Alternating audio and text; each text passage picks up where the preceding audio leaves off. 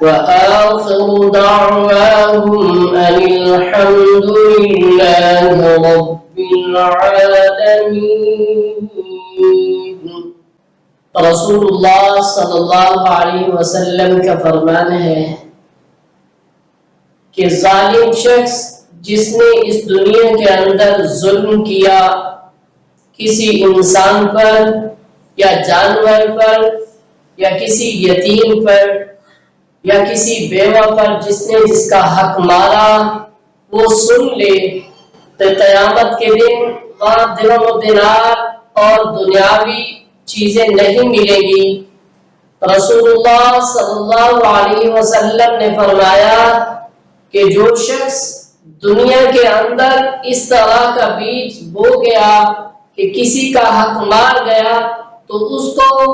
وہاں دینا پڑے گا، کیونکہ وہاں درہم و دینار اور دولت پاس نہیں ہوگی. وہاں صرف ساتھ جائیں گے تو نیک اعمال جائیں گے یا بد اعمالیاں جائیں گی. اگر نیک اعمال پاس ہوئے تو اس وقت کہا جائے گا کہ اس کے یہ نیک اعمال لے کر اس مظلوم کو دے دو اور اس کے گناہ اٹھا کر اس کے سر کے اوپر رکھ دو تاکہ یہ گناہگار ہو جائے.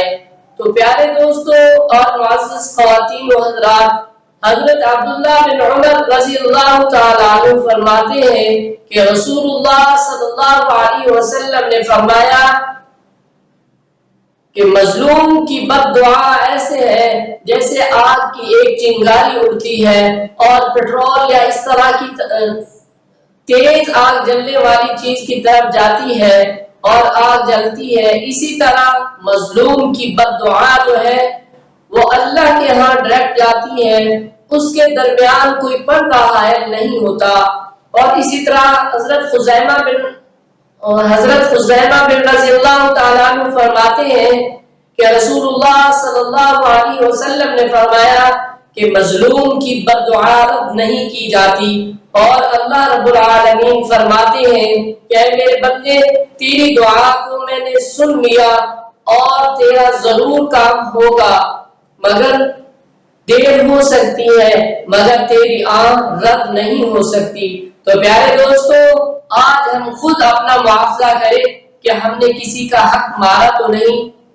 کسی مظلوم کی بد دعا ہمارے گلے تو نہیں، اگر ہے تو یہیں پہ اس کا ازالہ کر لیں، کیونکہ کل قیامت کے دن ہمیں پھر یہ موقع نہیں ملے گا کہ ہم وہاں جا کے اس کو درہم و دینار دے سکیں یا اس کو اس کی اجرت دے سکیں اور اسے ہم راضی کر سکیں، بلکہ وہاں نیک اعمال دینے پڑیں گے. اور اگر نیک اعمال نہ ہوئے تو اس کے گناہ اپنے پلے لینے پڑیں گے. تو انسان گناہگار ہے، اللہ رب العالمین ہم سب کو معاف فرمائے اور حقوق العباد رد کرنے سے بچائے رکھے. السلام علیکم ورحمۃ اللہ